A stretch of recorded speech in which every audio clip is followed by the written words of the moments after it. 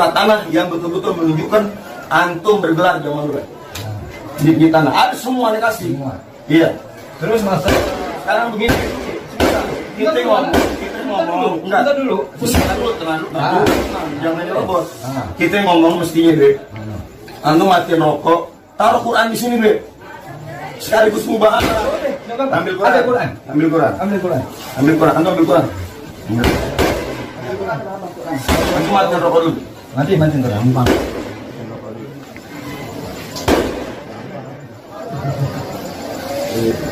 Ambil Quran. Di mana antum berani memutuskan nasab orang, bertanggung jawab dunia akhirat. Quran. Dan juga kalau antum berani mengaku-ngaku. Siap. Sekarang begini, besok Senin. Ayo kita ke maktab. Boleh. Kita ke maktab. Saya mulai ikut. Bismillah. Kalau begitu Haji. Pegang Quran dulu, Be. Mana Quran? Haji. Ini kurang. Jadi video-video dari keluarga Al-Bahar itu bohong. Semua bohong. Keluarga Habib Busirwan nggak ngerti anak. Semua keluarga Al-Bahar tidak tahu siapa anak punya Abah. Video. Temekam. Iya. Dan antum mengatakan di waktu telepon sama Haji Karim, mana Haji Karim? Anak ayah didinya enggak? Antum mengatakan bahwa anak adalah berbau Syiah. Antum cerita sendiri? Siapa? Antum punya abah, antum punya kakek, antum punya keluarga, dan antum cerita. Antum cerita di sana, di Cilacap. Ya, antum. Anda tidak pernah ketemu sama antum. Antum pegang Quran. Ayo, wallahil azim. Sama, wallahil azim. Habib Hashim akan jadi saksi. Panggil Hashim. Ayo Hashim panggil. Antum lagi tulis. Dia demi Allah, Be. Demi Allah ya Rasulullah. Demi Rasulullah. Daripada majelis ini Allah tidak akan pernah sampai di akhirat. Amin. Benar dulu. Salah. Boleh. Kalau umpamanya antum mengaku yang bukan habaib mengaku habaib, moga-moga bentar dulu. Oh iya boleh. Bismillah. Ini yang penting. Bismillah. Bismillahirrahmanirrahim. Umpama ana Alamsyah atau Umar bin Yunus Jamalulail. Bukan habaib. Moga-moga dilaknat sama Allah. Semoga Allah Subhanahu wa taala dengan mukjizat Nabi Muhammad SAW berupa Al-Quran. Allah matikan Allah. Amin. Umpamanya umpamanya antum Hasan bin Muhammad Barum. Nah. Apa? Iya. Enggak, antum mau ngomong apa? Umpamanya. Enggak, kan antum sudah meyakinkan. Iya, yakinkan tanpa anak sudah datang. Ayo sudah terus aku ngomong apa? Umpamanya. Iya, Anda dengar. Kebohongan dari ada ini yang dikatakan sama anak bahwa anak meyakini bahwa dia bukan habaib. Moga-moga anak dilaknat oleh Allah Subhanahu wa taala. Amin. Al-Fatihah. Allah.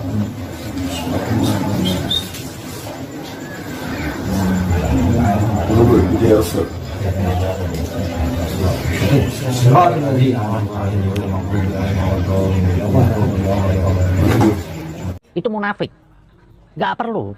Lah di sini tentang konsep kehabiban ini, yang kenapa saya mau tanggepin, yang sebenarnya saya malas menanggepin itu banyak datang pertanyaan kepada saya.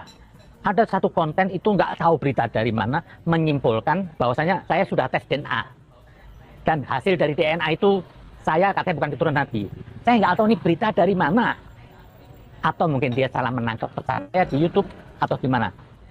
Sudah berjalan lama, setengah tahun adalah tahun. Saya nggak tanggepin itu. Tapi ternyata makin kemari banyak orang tanya ke saya, Beb, itu benar sudah tes DNA. Itu gini, kan capek saya menjawab. Kalau saya nggak jawab nanti dibilang saya ini apa. Dipikir saya menikmati dari konflik kehabiban ini. Enggak. Bagi saya nggak penting itu. Tapi karena ini sudah terlalu rame, malas saya ditanya terus. Saya jelaskan di sini. Itu hoax. Nggak pernah saya tes. Gimana saya mau tes DNA? Hidup saya mesti pas-pasan. Dan bagi saya pentingnya apa sih DNA? Oh, untuk membuktikan Anda bukan Habib. Terus kenapa kok dia Habib? Oh, nggak boleh. Habib itu karena katanya Pak suka jual nasab cari duit. Terus udah itu berarti urusannya duit kan, dunia. Bukan karena keagamaan. Bukan karena perilakunya. Jadi karena dunia. Malah ada lagi mengklaim bahwa dirinya Habib. Tapi tidak pernah menunjukkan dia tes DNA-nya. Kalau di tes DNA mungkin juga nggak jelas keturunannya. Loh, kan ngapain sih? Saya nggak penting bagi saya dari dulu. Perhabiban ini nggak penting. Monggo dikritikin Habib-Habib yang nggak bener. Saya tuh pengkritik besar, keras saya Habib-Habib baru. Bagi saya itu orang menjadi Habib itu bukan kemuliaan. bukan suatu prestasi. Terus kalau orang jadi Habib besok sekolah juara ke 1, enggak, banyak yang goblok. Kalau orang jadi Habib besok nyari duit tinggal semuanya kaya, banyak Habib miskin, lebih banyak miskin daripada yang kaya. Jadi bukan suatu keistimewaan, sudahlah mau diikutin. Ini cuma kepentingan dunia aja, rebutan kue. Lah satu juga, kalau mau dilihat orang buruk tuh, nggak hanya di Habib aja, di semua suku, agama itu banyak bajingannya, banyak orang dunguknya. Jadi nggak perlu mengklaim kalau Habib itu harus dieliminir karena ini membuat kerusakan. Semua membuat kerusakan. Habib ini banyak. Tapi di sini saya berbicara ini apa? Saya bukan untuk membela Habib. Saya takut nanti dipahamin orang saya petean dengan Habib. Saya nggak petean dengan nasab itu. Anak saya pun juga nggak saya didik, nggak saya kenalin dia itu sebagai seorang keturunan Nabi. Nggak penting bagi saya. Karena orang dongok dikasih marwah tinggi. Akhirnya apa? Jadi brutal. Dan saya akui banyak Habib-Habib yang nggak bener ada. Tapi yang baik lebih banyak. Banyak perjuangannya. Kalau enggak mungkin sudah bermusuhan dengan NU, dengan yang lainnya. Lah, saya bingung itu ada berita mengatakan saya itu bukan Habib. Saya bingung apa sih kepentingan Anda? Hanya ingin menjatuhkan Habib aja. Saya sudah malas menanggepin. Kenapa? Saya nggak mau ikut ke arus perdebatan pepesan kosong ini. Nggak membuat orang jadi cerdas. Terus kalau Anda bisa membuktikan itu bukan Habib, Anda bakal jadi ulama gede. Enggak juga. Sampai kenyang baik aja. Biarin orang mengaku Habib, biarin. Nggak usah diributin. Seperti Anda orang mengaku keturunan ini, biarin. Maaf aja kalau ada orang kritik Gura Shihab. Cuma modal duduk di karpet sama ngerokok, ilmunya juga nggak jelas. Kenapa? Orang kalau sudah benci, terus itu bodoh juga, itu hilang akal sehatnya. Akhirnya apa? Melahirkan kedengkian. Contoh, orang dengki kepada etnis Cina. Karena etnis Tionghoa itu sukses ekonominya. Ini karena dengki ekonomi aja. Padahal etnis Tionghoa juga banyak yang miskin. Dan kalau etnis Cina tuh dia sukses karena dia bekerja keras. Tapi itu ada unsur. Tapi kenapa di sini tidak ada kaitan dengan agama? Padahal kalau mau dihitung-hitung kekuatan ekonomi dipegang Tionghoa, kenapa nggak ada berontak? Nggak boleh berontak. Etnis Tionghoa itu juga warga negara Indonesia. Sebab dia negeri ini juga maju. Terbukalah banyak pasar. Nah, begitu juga Habib. Kok sampai ada yang bilang saya itu sudah tes DNA, dari mana datangnya? Saya pikir begini loh, nggak usah lah. Apa orang melihat saya bukan karena Habib aja? Banyak saya diterima oleh komunitas non-muslim yang dibilang saya toleransi. Nggak ada. Orang tuh sekarang sudah cerdas. Yang dilihat itu apa? Ilmunya. Kalau nggak ada ilmunya, mau gelar siapa nggak laku. Kalau nggak ada ilmunya, terus dongok, ya hilang ditinggal orang. Masa era sekarang masih perlu legalisasi? Akhirnya apa? Rebutan apa? Magom. Ini cuma rebutan magom hasilnya. Kalau andaikan Habib itu tidak punya magom, tidak ada yang ributin keturunan Nabi. Karena ini ada magom, dianggap ada di situ ada urusan dunia, diusik. Ini semua ribut aja. Kalau mau gitu, banyak kiai juga. Banyak orang jadi kiai pasti hidupnya makmur. Besok pakai cincin, ada muridnya datang ngasih cincin lagi. Kiai itu besok piara burung, besok ada yang nganterin burung bagus. Ini sudah. Jadi orang yang berbau-bau agama itu, ya seperti Habib, kayak kiai, kayak kadang-kadang ada yang memanfaatkan, mencari, ini buat kiai, ini buat Habib dong. Masuk Habib susah. Nah, ini pemahaman yang sesat. Jadi ada riwayat kata apa? Seorang ulama itu tidak boleh susah hidupnya. Susah dalam arti apa? Terus diartikan apa dunianya? Oh, bagi saya ini banyak kiai-kiai atau ulama Habib, kalau rumahnya mewah istana, itu dia bukan pewaris Nabi. Titik, sudah nggak ada alasannya. Itu dia apa? Penjual agama. Masalah menjual agama nggak usah di Islam. Di Kristen Yesus pun juga mengatakan, jangan Anda menjual ayat untuk hidup. Islam pun juga begitu. Kan aneh sekarang. Katanya ulama itu pewaris Nabi.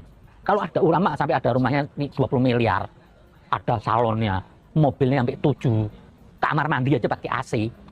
Ini apa? Numpuk harta karun. Punya deposito banyak. Itu haram buat ulama. Kenapa? Ikutin jejak Nabi dong. Nabi itu hidupnya nggak lebih miskin dari orang di Mekah, termiskin di Mekah.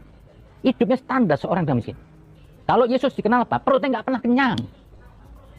Atapnya rumahnya kata apa ya? Katanya Ali bin Abi Thalib, Yesus. Langit. Tidur bantalnya apa? Batu.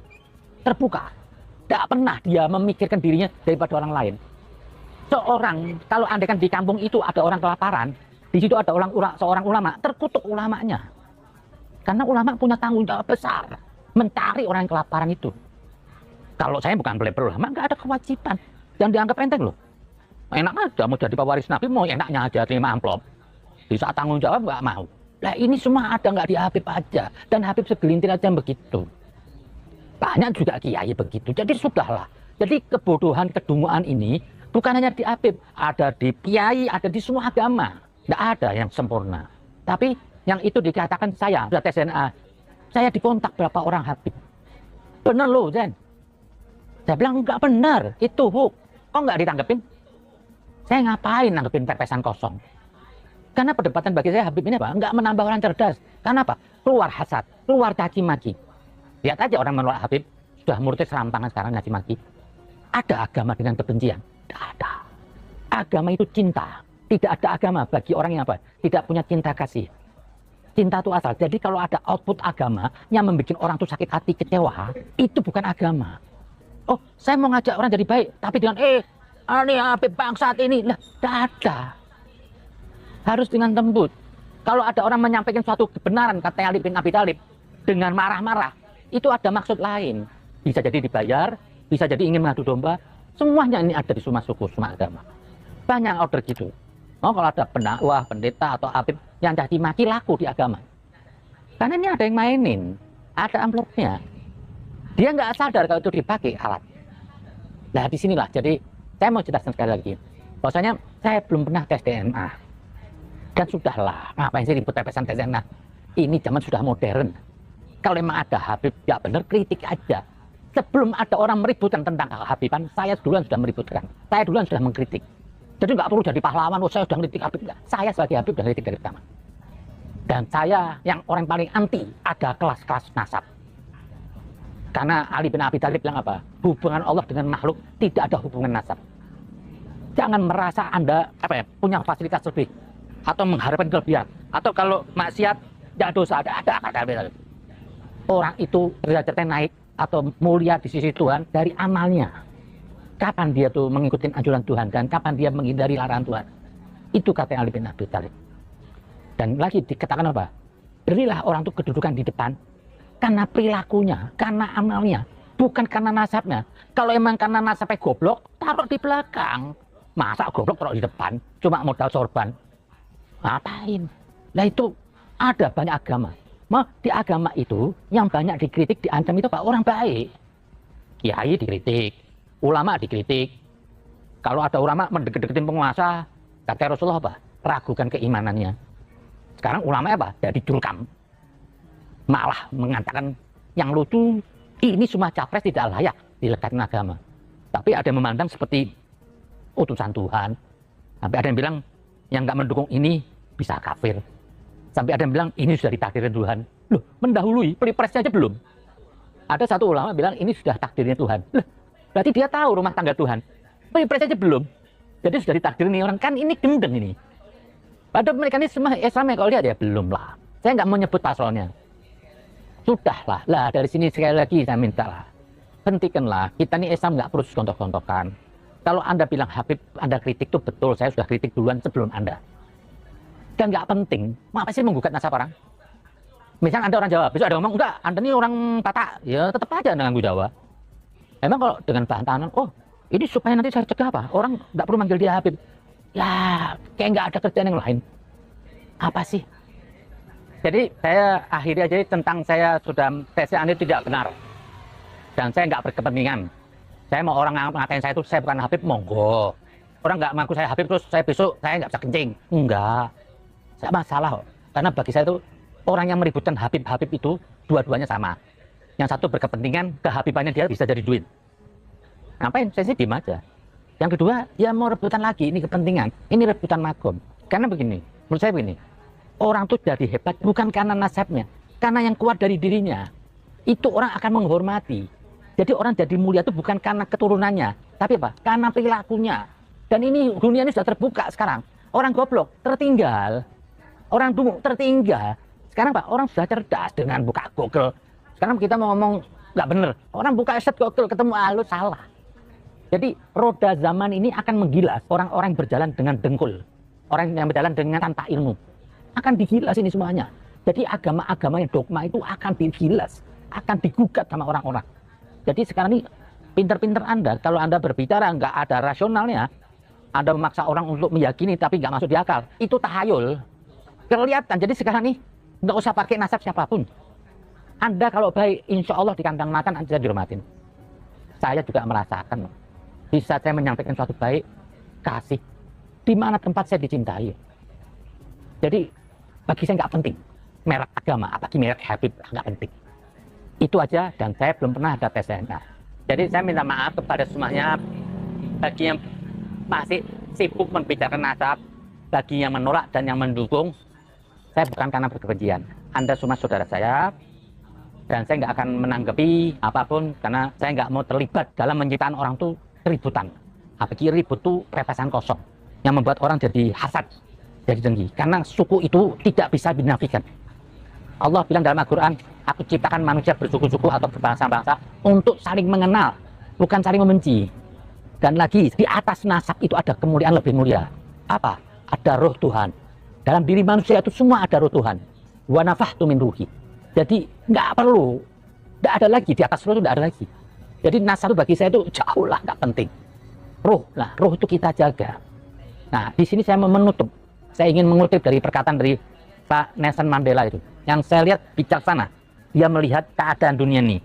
Dia bilang bahwa dunia kita tidak terbagi ke dalam ras, warna kulit, gender, atau agama, tetapi terbagi ke dalam orang bijak dan orang dungu. Dan orang dungu terbagi ke dalam berbagai ras, warna kulit, gender, dan agama. Jadi di Habib itu juga ada orang dungu, non Habib.